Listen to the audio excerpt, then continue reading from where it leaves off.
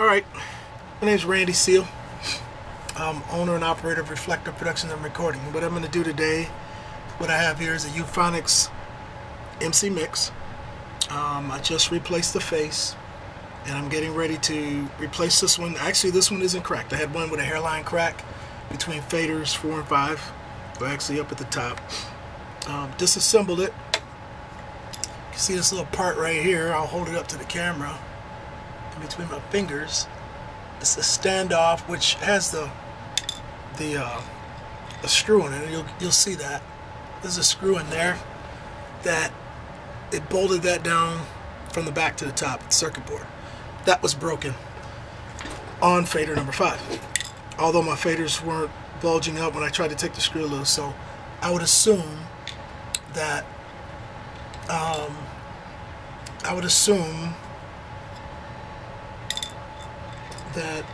if you're having a problem with it, it'll be a little bulge in the top or something like that, or crack. So anyway, let's get started.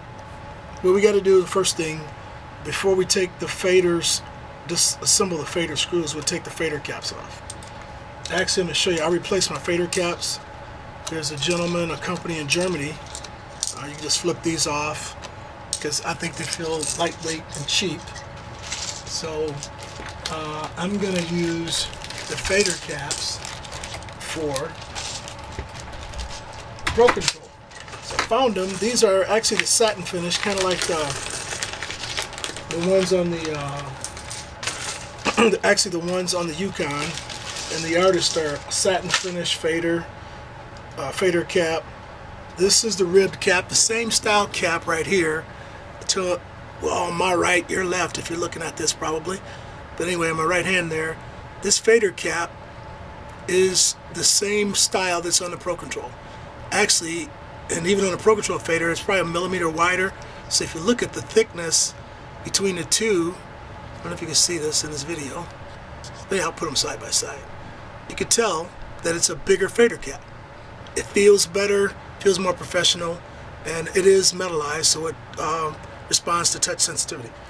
Okay, so we'll be doing that also.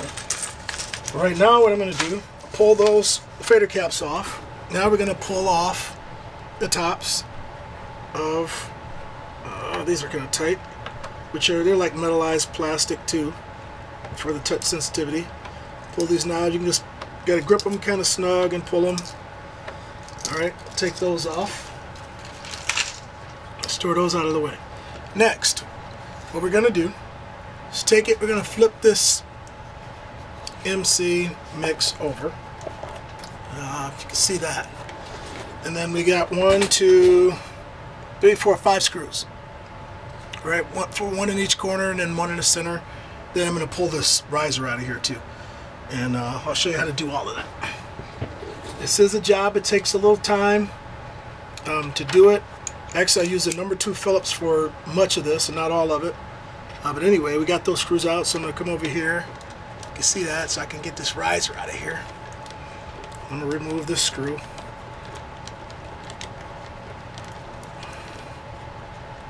Now I'll remove the other screw in the back. Now these are the silver screws, which actually attach, they basically attach the side panels onto the MC mix. Alright, so as you see, once you get that off, you can just lift it up. Lift that bad baby right out of there. Take your screws so you won't lose them. Alright, now we have these 4 screws. 1, 2, 3, 4, 5 screws actually 6, 7 screws. And what we need there, you need a Torx bit. And what I'm going to do, I take my Torx bit. It's not a Phillips. Don't get mixed up with a hex head. It's a Torx, so you might have to go. Let me tell you exactly what size I'm using here. This is a, I don't know what it is. It says a V5/64. So I guess it's 5/64. And it's probably metric, but this 5/64 seems to work without stripping or anything like that. So I'm going to go in and I'm going to take these out. Actually, I got a battery powered screwdriver that I could do this faster, but this works better. Also, the other thing I did, put these screws in a container.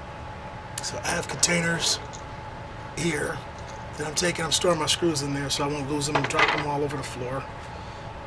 Because it's kind of tricky now. Once you get this base off, when you get the, what's going on with that? Is there the wrong thing in there? This must be the wrong Torx bit. Hold on. So maybe don't use a 5/64. So let's see what this one is. Nope, don't use 5/64. That's too small. Use. This is a 10H. I don't know what that means. 10H. What is that? Oh, whatever it is. Maybe it's metric. Make sure you use the Torx though. It's like, don't do what I just did and use the wrong size. So I'm going to do this in stages, and I'll just call this all part 1, and I'll stop the video so my camera won't shut off. This digital camera works off a timer too. I guess I could stop the timer, but anyway.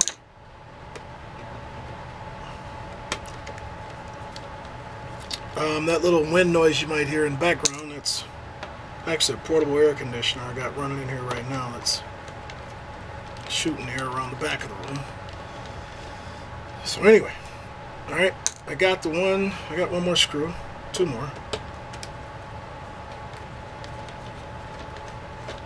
This is an interesting fix. I'm gonna tell you, it's pretty tricky, but it definitely works. If you send it to Avid, I think they charge 144 bucks to replace this, and I can't remember exactly. I have to look at my receipt, but I think I only paid maybe 20-something bucks for the top or something. I bought 2.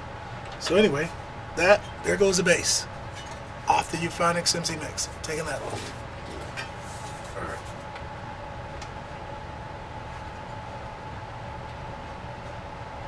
Alright, once you remove that, you have this aluminum shield on here, which you got to take off because you got to detach these other screws from the back, because they're actually, the circuit board is attached to the face, to these risers. So you got to pull this aluminum, just grab it gently, pop it up. It's kind of snapped in around the edges. Pop this aluminum cover out, and there you go. There's your MC Mix circuit board. Now, it should be grounded.